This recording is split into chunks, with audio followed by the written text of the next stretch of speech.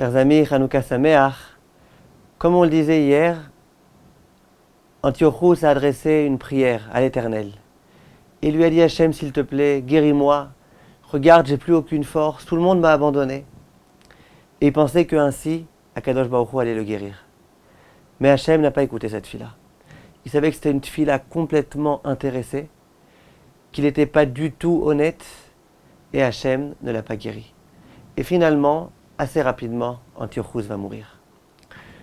Lorsqu'il va mourir, l'écho va rapidement courir, et les Juifs vont entendre: vous savez, Antiochus est mort, Antiochus est mort.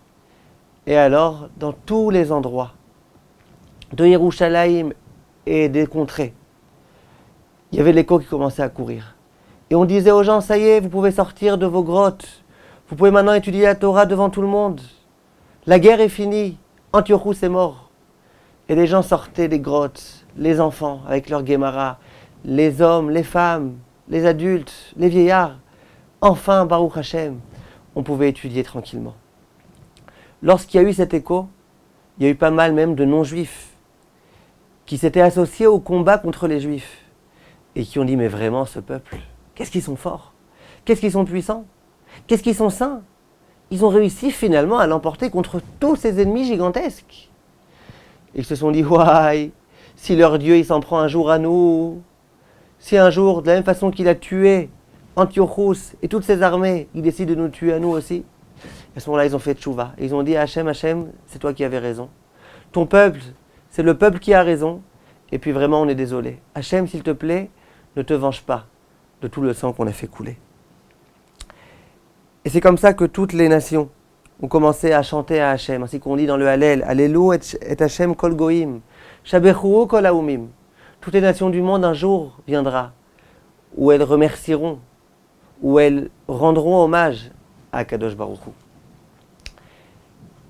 Et les Grecs, au fur et à mesure, ils ont essuyé des échecs, les uns après les autres, contre d'autres nations, jusqu'à ce que finalement, il reste quasiment plus rien de cette grande nation. Les Juifs, par contre, auxquels on a voulu faire oublier la Torah, eux, au contraire, ils vont se multiplier et ils vont célébrer cette fête-là de Hanouka. Eux qui ont voulu nous faire oublier la Torah, nous, au contraire, on célèbre ça pour dire que c'est bien nous qui l'avons apporté. Lorsque les Juifs ont voulu enfin rentrer dans le Beth Amikdash pour pouvoir à nouveau emmener des sacrifices, allumer la Ménorah, il y a énormément de Juifs de tout Israël, du monde entier, qui ont voulu se diriger dans la direction de Yerushalayim pour pouvoir entrer dans le Beth Amikdash. Il y avait des tas, j'allais dire, d'autobus organisés. Il y avait des tas de personnes, de groupes qui venaient, qui montaient. Ça y est, enfin, il n'y a plus d'ennemis à Yerushalayim, on peut monter. Mais lorsqu'ils ont vu ce qui s'était passé dans le Beth Amikdash, ils se sont tous mis à pleurer. Vraiment à pleurer. Ce Beth Amikdash qui était tellement beau, tellement grand. Et ils l'ont vu complètement cassé.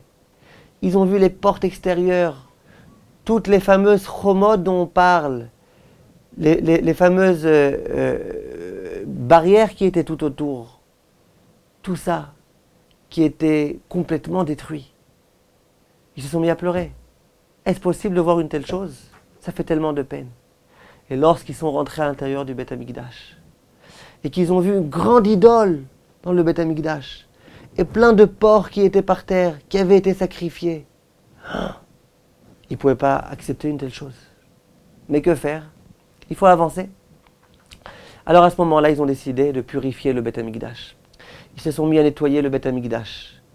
Et ils ont essayé de tout reconstruire assez rapidement. Les ustensiles qui étaient devenus impurs, ils ont trempé au mikvé. Et puis ils se sont interrogés. Le misbéach, l'autel, qui est devenu impur, sur lequel ils ont sacrifié toutes ces choses-là, est-ce qu'il y a moyen de le rendre pur ou pas? Et puis ils ne savaient pas très bien quoi faire. Jusqu'à ce qu'ils décident, en attendant, jusqu'à ce que Eliyahu Hanavi vienne et qu'il tranche la halakha, de se servir de construire un nouvel autel. Et ils ont construit un nouvel autel. Et ils l'ont inauguré. Ça a duré 8 jours. 8 jours de joie pour avoir pu inaugurer ce nouvel autel. La Ménorah, elle aussi, ils ont construit une nouvelle Ménorah.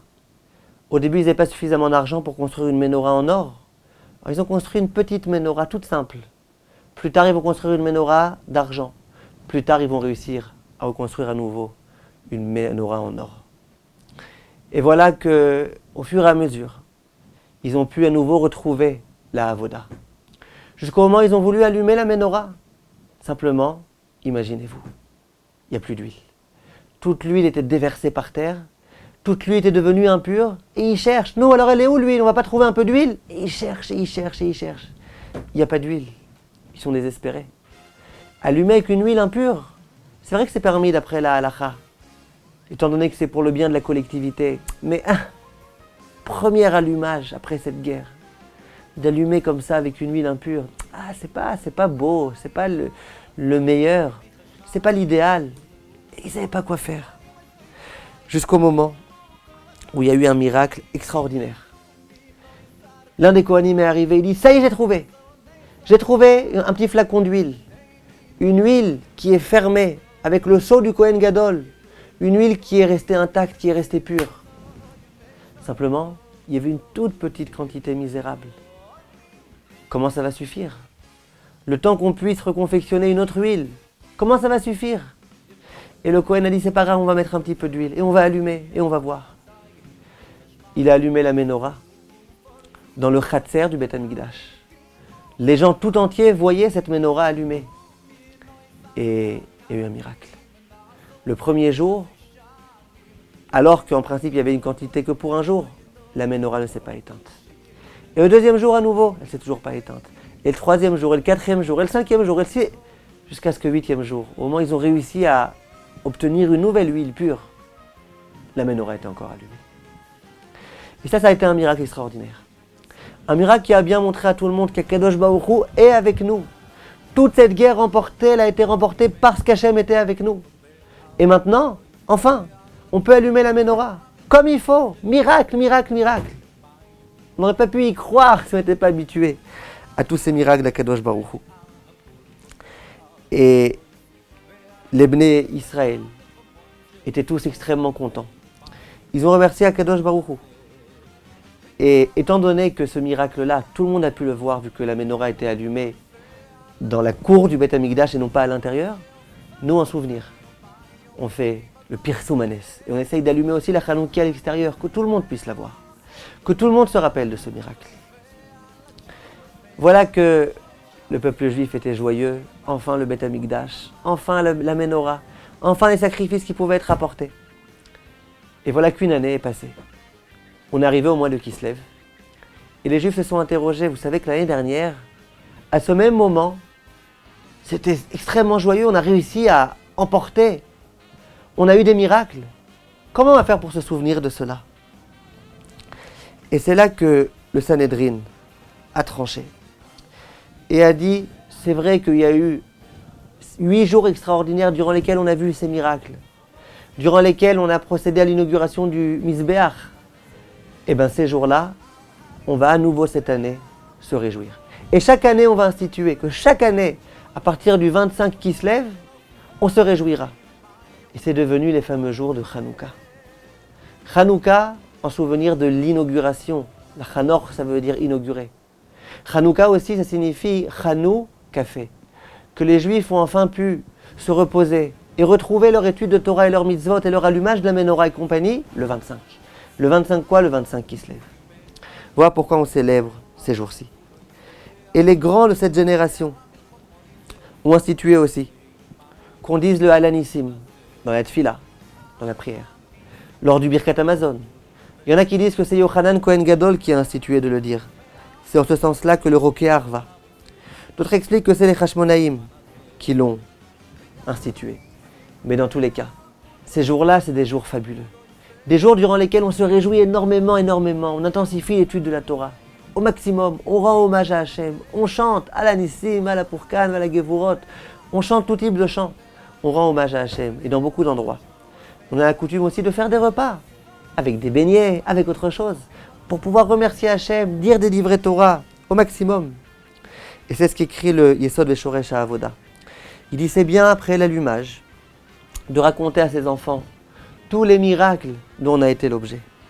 À ses enfants, à sa femme, à tout le monde. Pour que tout le monde rendre hommage à Kadosh Baruch Hu. Hachem a fait des miracles, il ne faut pas les oublier. Il faut se réjouir énormément. Ah, Ashrenu, soyons heureux d'être le peuple juif. On a voulu nous faire oublier notre Torah. Hachem nous a aidés à ce que notre Torah soit intacte. Et Bezrat Hachem, pendant toute l'histoire, jusqu'à la venue du Mashiach, jusqu'à la fin des temps, la Torah restera intacte, Bezrat Hachem. Personne ne réussira à nous faire bouger de cette Torah. Personne ne pourra nous dérouter. Personne ne pourra nous la faire abandonner. C'est notre Torah Akdosha. Et c'est avec elle qu'on se réjouit durant ces jours-ci. Kol Tov, mes chers amis, et merci de votre attention. Chanukah Sameach.